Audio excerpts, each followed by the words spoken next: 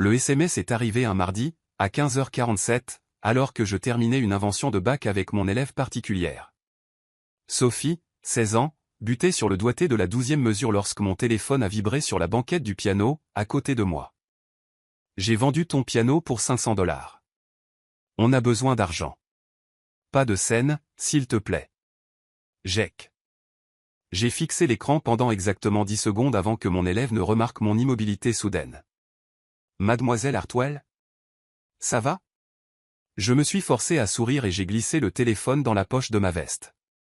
Reprenons ce passage main gauche, Sophie. Souviens-toi, tout est dans la souplesse du poignet. Mais mon esprit n'était plus à bac. Il était avec le Steinway modèle M de 1925 qui trônait dans le salon de mes parents depuis 3 ans. Le piano que je restaurais pièce par pièce. Le piano que mon grand-père m'avait légué par testament. Le piano d'une valeur de 2,8 millions de $ que mon frère venait de brader pour 500 billets verts. Après le départ de Sophie, je me suis assise seule dans mon studio et j'ai répondu « Je comprends ». La réponse de Jack fut immédiate « Tu es enfin raisonnable ». Maman et papa sont soulagés. J'ai failli éclater de rire. Raisonnable. S'il avait la moindre idée de ce à quoi ressemblait vraiment la raison. 27 minutes plus tard, mon téléphone a sonné. Un numéro inconnu avec l'indicatif de Manhattan. Allô? Est-ce bien Elena Hartwell? La voix était cultivée, teintée d'une excitation palpable. Je m'appelle Charles Morrison, de la maison Morrison et Associés Beaux-Arts. Je crois que je viens d'acquérir un piano qui vous appartient. Mon cœur s'est mis à battre plus vite. Quel genre de piano? Un Steinway modèle M de 1925. Numéro de série 241847. Le monsieur qui me l'a vendu a mentionné qu'il appartenait à sa sœur. Mais une fois l'instrument rapatrié à mon atelier. Il marqua une pause, et je pouvais l'entendre se déplacer. Mademoiselle Hartwell, avez-vous conscience de ce que vous possédez? Dites-le-moi. Ce n'est pas n'importe quel Steinway. C'est l'un des modèles expérimentaux de l'âge d'or de la marque. La table d'harmonie est en épicéa de Sitka d'origine. La mécanique est entièrement intacte, tout comme le meuble. Nouvelle pause. Mademoiselle Hartwell, ce piano a appartenu à Vladimir Horowitz de 1926 à 1943. J'ai trouvé les certificats d'authentification glissés à l'intérieur de la banquette. La pièce a légèrement tournoyé autour de moi. Qu'avez-vous dit? Vladimir Horowitz, l'un des plus grands pianistes de tous les temps. Il a possédé ce piano lors de certaines de ses sessions d'enregistrement les plus célèbres. On ne connaît que 3 de ces Steinway expérimentaux, et celui-ci est le seul qui soit entre des mains privées. J'ai fermé les yeux. Mon grand-père n'avait jamais mentionné Horowitz.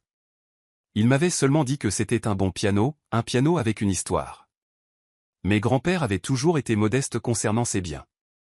Il avait grandi pendant la Grande Dépression, une époque où parler de choses de valeur faisait de vous une cible. Monsieur Morrison, quelle est la valeur d'un tel piano? De manière conservatrice, 2,8 millions de $. Aux enchères, probablement davantage. Mademoiselle Hartwell, votre frère m'a vendu un instrument de qualité muséale pour 5 cents $. Je me suis adossé à ma chaise, fixant le plafond de mon modeste studio d'enseignement. L'ironie de la situation ne m'échappait pas. J'étais là, assise dans une petite pièce aux meubles d'occasion et à la moquette usée, tandis que ma famille me croyait trop pauvre pour posséder quoi que ce soit de valeur. Monsieur Morrison, puis-je vous poser une question? Bien sûr. Êtes-vous quelqu'un de bien? Il eut un petit rire confus. J'aime à le penser. Pourquoi?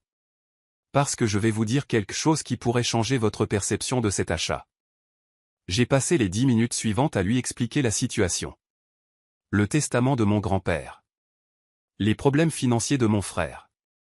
L'hypothèse de mes parents selon laquelle je n'étais qu'une prof de piano en difficulté, incapable d'entretenir un instrument coûteux. Ce que je n'ai pas dit à Monsieur Morrison, c'est que je n'étais pas du tout en difficulté. Elena Hartwell, la prof de piano n'était que mon personnage public. En réalité, j'étais Elena Hartwell, la compositrice, dont les œuvres symphoniques avaient été jouées par le Philharmonique de New York, l'Orchestre symphonique de Boston et l'Orchestre symphonique de Londres. Ma dernière commande m'avait rapporté plus d'argent que mon frère n'en avait gagné en 3 ans dans son job de commercial. La modestie du studio était délibérée. J'avais appris très tôt dans ma carrière que le succès dans la musique classique mettait les gens mal à l'aise. Quand j'avais annoncé à ma famille que le Philharmonique de Vienne m'avait commandé une pièce, ma mère m'avait demandé si j'allais enfin trouver un vrai travail avec des avantages sociaux. Quand j'avais mentionné mon voyage à Londres pour une première, mon père m'avait suggéré de regarder du côté du collège communautaire local pour donner des cours. Alors, j'avais cessé de parler de mon vrai travail. Je l'ai laissé croire que j'étais Elena la prof de piano qui joignait difficilement les deux bouts, plutôt qu'Elena la compositrice propriétaire d'un penthouse à Manhattan et d'une maison dans les Berkshires. C'était plus simple que de justifier constamment mes choix à des gens incapables de comprendre que le succès artistique ne ressemblait pas toujours à leur version de la stabilité traditionnelle. Monsieur Morrison, dis-je enfin, j'ai une proposition à vous faire. Je vous écoute. Gardez le piano. Mais je veux que vous fassiez quelque chose pour moi d'abord. Une fois la conversation terminée, je suis resté assise dans le silence de mon studio, entouré des partitions de ma dernière symphonie, une pièce commandée par l'Orchestre symphonique de Chicago pour leur saison 2024. La commande seule valait plus que la maison de mes parents, mais ils l'ignoraient. Ils pensaient que je donnais des leçons de piano à des enfants pour 25 $ de l'heure. J'ai sorti mon téléphone et appelé mon assistante, Marina. Elena, comment s'est passée la leçon avec Sophie? Marina, j'ai besoin que tu me prépares des documents. Des relevés financiers, des résumés de portefeuille et les papiers d'authentification du piano de grand-père. Est-ce que tout va bien? Ma famille vient de vendre un piano de 2,8 millions de dollars pour 5 cents $. Il y eut un long silence. Dois-je appeler les avocats? Pas encore. D'abord, je vais leur donner une chance de comprendre ce qu'ils ont fait. 2 heures plus tard, je me tenais sur le perron de mes parents à Westchester, serrant une pochette en cuir qui allait bouleverser la compréhension que ma famille avait de tout. La maison ressemblait exactement à celle de mon enfance. Une coloniale blanche aux volets noirs, une pelouse parfaitement entretenue, et le garage pour 2 voitures que Jake utilisait pour stocker le matériel de sa dernière entreprise ratée. Ma mère a ouvert la porte, affichant cette expression inquiète qu'elle portait constamment depuis le 3e échec commercial de Jake en 5 ans. « Elena, qu'est-ce que tu fais là? Jake a dit que tu étais contrariée pour le piano. Je peux entrer, maman? » Elle s'écarta, et je vis mon père dans son fauteuil habituel, lisant le Wall Street Journal avec la concentration intense de quelqu'un qui comprenait les chiffres mais n'avait jamais vraiment su les faire jouer en sa faveur. Jake était avachi sur le canapé, faisant défiler son téléphone avec l'air satisfait de celui qui pense avoir résolu un problème majeur. Le salon me semblait plus petit que dans mes souvenirs. L'espace où le Steinway avait trôné pendant 3 ans était maintenant occupé par une table pliante couverte des papiers de Jake, de factures, de contrats et de ce qui ressemblait à une pile de relances impayées. « Elena, » dit mon père sans lever les yeux de son journal. « On est désolé pour le piano, mais Jake avait besoin d'argent pour son loyer. On ne pouvait pas le laisser se faire expulser à nouveau. »« C'est bon, papa. » Jake leva les yeux de son téléphone, le soulagement visible sur son visage. « Tu vois? Je t'avais dit qu'elle comprendrait. Il était juste là à prendre la poussière de toute façon. Personne n'en jouait jamais. » Cette remarque me piqua plus qu'elle n'aurait dû. J'avais joué sur ce piano à chaque visite, généralement tard le soir quand tout le monde dormait. Certaines de mes meilleures compositions étaient nées d'improvisations nocturnes sur ces touches. Mais il n'avait jamais remarqué, car il n'était jamais réveillé pour l'entendre. Et puis, continua Jake, ce n'est pas comme si tu avais les moyens de l'entretenir correctement. Ces vieux pianos ont besoin d'être accordés constamment, il faut contrôler l'humidité, tout un tas de trucs chers. Je m'assis en face de lui et posai la pochette sur la table basse. Jake, à qui as-tu vendu le piano? Un antiquaire de la ville. Le type avait l'air de savoir de quoi il parlait. Il a dit que c'était une belle pièce mais qu'elle avait besoin de travail. Comment s'appelait-il? Morrison quelque chose. Charles Morrison, je crois. Pourquoi? J'ouvris la pochette et sortis le premier document. La carte de visite de Charles Morrison et une biographie détaillée. Charles Morrison, de Morrison et Associés Beaux-Arts. L'un des marchands de piano les plus respectés au monde. C'est le type que le Metropolitan Opera appelle quand ils ont besoin d'authentifier des instruments historiques. J'écossa les épaules, mais je vis l'incertitude s'insinuer dans son expression. Donc il m'a appelé après avoir ramené le piano à son atelier. Mon père leva enfin les yeux de son journal. T'appeler pourquoi? Pour me dire ce que tu lui avais réellement vendu. Je tendis les papiers d'authentification à Jake. Ils étaient cachés à l'intérieur de la banquette. Monsieur Morrison les a trouvés lors de son inspection initiale. J'observai le visage de Jake tandis qu'il lisait. Son expression passa de la confusion à l'incrédulité, puis à quelque chose proche de la panique. Ça dit que le piano appartenait à Vladimir Horowitz. C'est exact. Ma mère s'assit lourdement dans le fauteuil à côté de mon père. Qui est Vladimir Horowitz? L'un des plus grands pianistes ayant jamais vécu, maman. Il a possédé le piano de grand-père de 1926 à 1943. Il l'a utilisé pour certains de ses enregistrements les plus célèbres. La pièce était silencieuse, à l'exception du tic-tac de l'horloge grand-père dans le coin. Une autre antiquité ayant appartenu à mon aïeul, mais heureusement, une que Jake n'avait pas décidé de vendre. Elena, dit mon père lentement, combien vaut un piano comme ça? Je sortis le document officiel d'expertise et le lui tendis. L'en-tête était celui de Steinway et Son, et l'évaluation était signée par leur chef restaurateur. Le chiffre en bas de la page lui fit littéralement couper le souffle. 2,8 millions de dollars. C'est l'estimation basse, dis-je doucement. Aux enchères, avec la provenance Horowitz, cela pourrait monter beaucoup plus haut. Jake fixait les papiers comme s'ils allaient spontanément prendre feu. Mais je n'ai eu que 500 dollars. Parce que tu as vendu un instrument de qualité muséale à quelqu'un qui supposait que tu savais ce que tu vendais. Ma mère était pâle, ses mains tremblaient légèrement alors qu'elle saisissait l'expertise. Elena, nous n'avions aucune idée. Ton grand-père n'a jamais rien dit à propos d'eux. Grand-père ne connaissait pas non plus le lien avec Horowitz. Mais il savait qu'il avait de la valeur. C'est pour ça qu'il me l'a légué spécifiquement dans son testament. Jake se leva brusquement, faisant les 100 pas vers la fenêtre qui donnait sur le jardin où nous jouions enfants.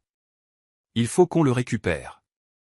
Il faut qu'on dise à ce type Morrison qu'il y a eu une erreur.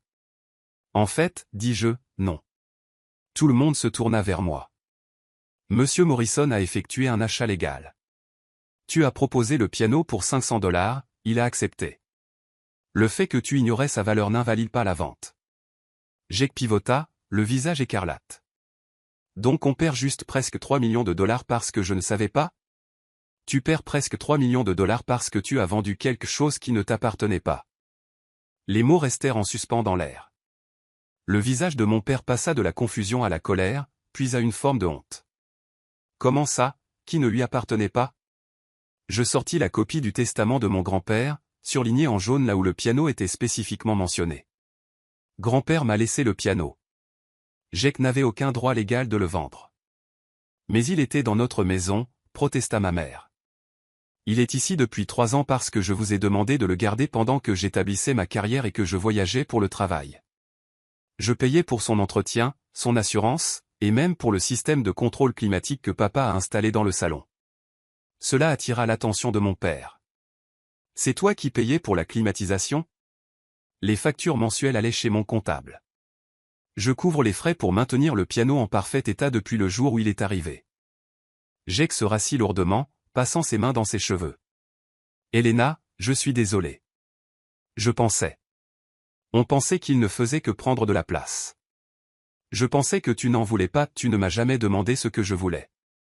Tu ne m'as jamais demandé si je pouvais payer l'entretien. Tu as juste supposé que parce que je donne des cours de piano, je dois être fauché. Eh bien, ne l'es-tu pas?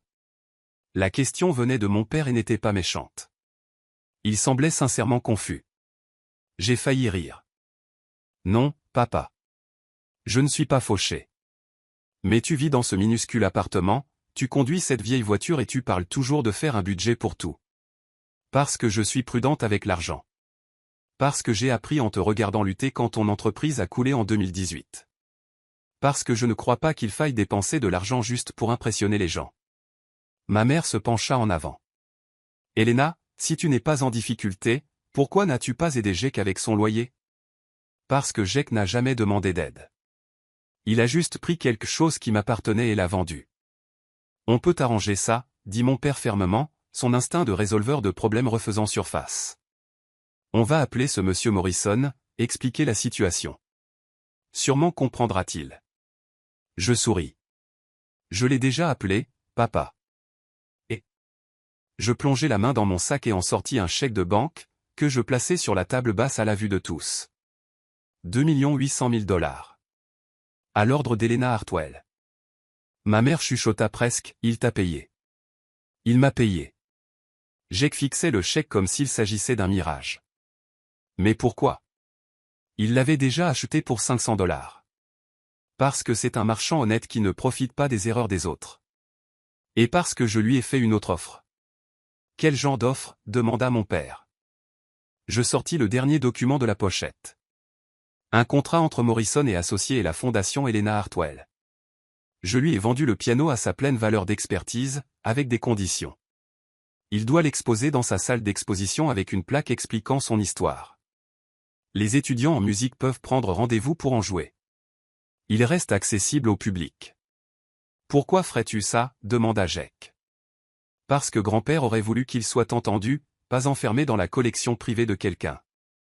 Et parce que... Je marquai une pause, regardant chacun de leurs visages. Parce que je n'ai pas vraiment besoin de cet argent. Le silence qui suivit fut profond. Que veux-tu dire? Demanda ma mère avec précaution. Je pris mon téléphone et ouvris mon application bancaire, tournant l'écran pour qu'ils puissent tous voir le solde. Le chiffre fit littéralement suffoquer Jake. 4,2 millions? C'est juste mon compte courant, dis-je calmement. Mon portefeuille d'investissement est nettement plus important. Mon père posa complètement son journal, me regardant comme si j'étais une étrangère. Helena, comment est-ce possible? Je suis compositrice, papa. J'écris de la musique symphonique. Le Philharmonique de New York a joué ma 3e symphonie la saison dernière. Celui de Chicago a commandé la 4e. J'ai des contrats avec des orchestres à Boston, Londres, Vienne et Berlin. Jake retrouva sa voix. Mais tu es prof de piano. J'enseigne le piano parce que j'aime enseigner. Mais ce n'est pas comme ça que je gagne ma vie. Combien? Commença ma mère avant de s'arrêter. Combien je gagne? L'année dernière, mes commandes ont totalisé 1,8 million de $. Sans compter les royalties des enregistrements ou les cachets de représentation. La pièce était à nouveau silencieuse. Mon père fixait le chèque sur la table, ma mère me fixait, et Jake fixait son téléphone comme s'il pouvait lui donner des réponses. « Pourquoi tu ne nous as rien dit ?» demanda finalement mon père. Je regardais autour du salon où j'avais grandi, les photos de famille sur la cheminée, l'espace où le piano de mon grand-père avait reposé pendant 3 ans alors que je payais des milliers de dollars pour le garder en parfait état.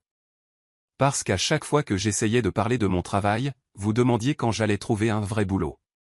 Parce que quand je mentionnais mes voyages pour des représentations, vous suggériez que je trouve quelque chose de plus stable. Parce que vous sembliez penser qu'être artiste signifiait être fauché. Les yeux de ma mère s'emplirent de larmes. On essayait d'aider. Je sais. Mais je n'avais pas besoin d'aide. J'avais besoin que vous ayez confiance dans le fait que je savais ce que je faisais de ma vie. Alors quand tu disais que tu faisais un budget. Commença mon père. Je budgétais pour une nouvelle maison dans les Berkshires. Quand j'ai dit que je ne pouvais pas me permettre de partir en vacances avec vous l'été dernier, c'était parce que j'enregistrais un album avec l'Orchestre symphonique de Londres. Jake était toujours en train de traiter l'information. Alors qu'est-ce qui se passe maintenant? Maintenant, vous apprenez que les actes ont des conséquences.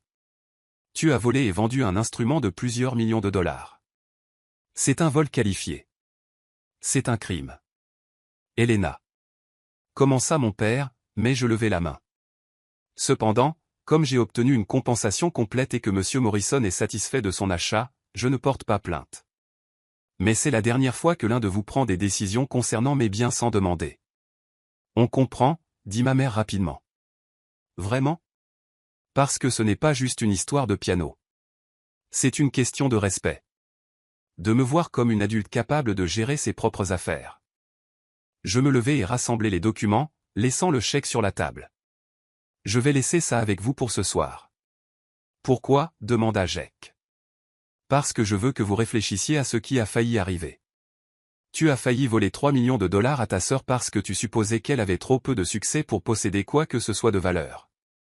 Helena, on est désolé, dit mon père. On ne savait pas que tu réussissais aussi bien. C'est exactement ça le problème, papa. Vous n'avez jamais demandé. Vous avez juste supposé que parce que ma vie semble différente de la vôtre, elle doit être fausse. Je me dirigeai vers la porte puis m'arrêtai. Ah, et Jake, Monsieur Morrison a tes coordonnées. Si jamais tu essaies de vendre quelque chose qui m'appartient à nouveau, il appellera la police immédiatement. Tout comme n'importe quel autre marchand réputé du pays. Helena, attends, appela ma mère. Et nous? Est-ce qu'on est en froid? Je me retournai pour les regarder. Mon frère qui m'avait volé sans hésiter parce qu'il supposait que je n'avais rien qui vaille la peine d'être volé. Mes parents qui l'avaient encouragé parce qu'ils pensaient que je ne pouvais pas me permettre de posséder quelque chose de précieux. Mais je vis aussi la honte sur leur visage. La confusion sincère et le regret.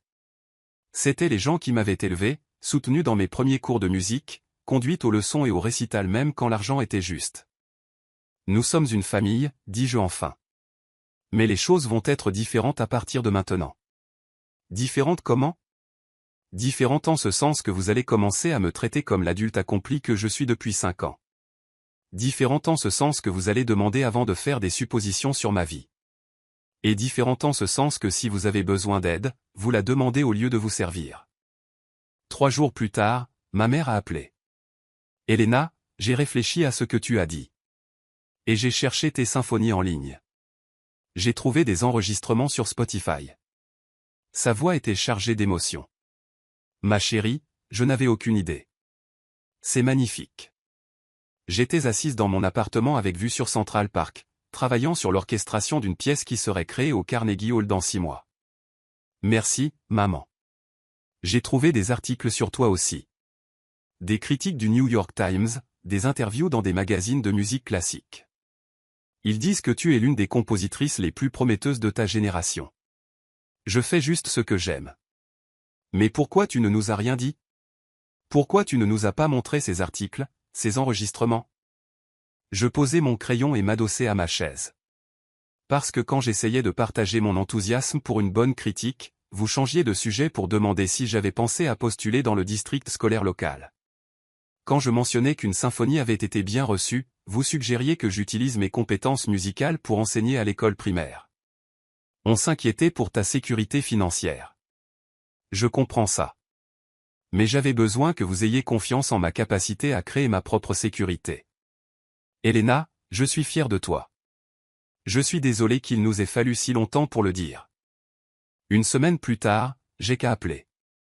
Helena, j'ai réfléchi pour l'argent. Le chèque que tu as laissé. Qu'est-ce qu'il y a? Je ne peux pas le prendre. Pas tout. Je sais que j'ai merdé, mais prendre 3 millions de dollars à ma sœur.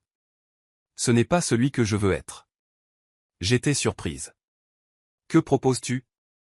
Gardant la majeure partie. Mais laisse-moi en prendre assez pour me remettre sur pied correctement.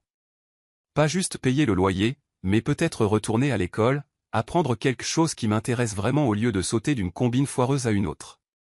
Qu'est-ce qui t'intéresse? La musique, en fait. J'ai écouté tes symphonies et je n'avais aucune idée de la complexité de la composition. J'aimerais mieux comprendre ça. Peut-être apprendre l'ingénierie du son, travailler avec des studios d'enregistrement. 2 mois plus tard, j'ai qu'à commencer les cours au Berklee College of Music. Mon père, quant à lui, était devenu mon attaché de presse officieux, parlant à tous ceux qu'il rencontrait de sa fille compositrice. Ma mère avait commencé à assister aux représentations symphoniques locales, m'envoyant des photos de salles de concert à travers la Nouvelle-Angleterre. 6 mois plus tard, lorsque le Philharmonique de New York a créé ma 4e symphonie, toute ma famille était dans le public. Jake, qui s'était découvert un véritable talent pour l'ingénierie audio, a aidé à enregistrer la performance. Mes parents étaient assis au premier rang, les larmes aux yeux, en écoutant la musique créée par leur fille être interprétée par l'un des plus grands orchestres du monde. Après la représentation, alors que nous étions dans le hall entouré de musiciens, de critiques et d'autres compositeurs, mon père m'a prise à part. Helena, je dois m'excuser. Papa, on a déjà parlé de ça. Non, laisse-moi finir. Je dois m'excuser non seulement pour ce qui s'est passé avec le piano, mais pour toutes ces années où je ne t'ai pas vu. Vraiment vu. J'étais tellement inquiet pour ta sécurité financière que j'ai raté le fait que tu avais déjà créé quelque chose de bien plus précieux que la sécurité. Tu as créé de l'art. Je l'ai serré dans mes bras, là, dans le hall du Lincoln Center, entouré par le son de ma musique qui résonnait encore dans la salle de concert. Je t'aime, papa. Je t'aime aussi, et je suis fier de toi. Pas juste parce que tu as réussi, mais parce que tu as choisi de construire quelque chose de beau dans ce monde. Un an plus tard, j'ai créé la fondation Helena Hartwell pour les jeunes compositeurs, financée en partie par la vente du piano de mon grand-père. La fondation offre des bourses et du mentorat aux compositeurs en herbe issus de familles à faible revenu, des gamins qui aiment la musique mais dont les parents s'inquiètent des réalités financières d'une carrière artistique. Tous les quelques mois, je visite la salle d'exposition de Monsieur Morrison pour jouer sur le piano de grand-père, désormais exposé avec une plaque qui dit « Le Steinway Horowitz, prêt permanent de la fondation Helena Hartwell », à la mémoire de tous les rêveurs qui ont compris que certaines choses ont plus de valeur que l'argent. C'est exactement là où est la place de ce piano. Être entendu, être apprécié, inspirer la prochaine génération de musiciens qui n'auraient autrement jamais eu la chance de toucher un instrument de ce calibre. Tout comme j'avais enfin trouvé ma place. Être vu et valorisé pour celle que j'avais toujours été.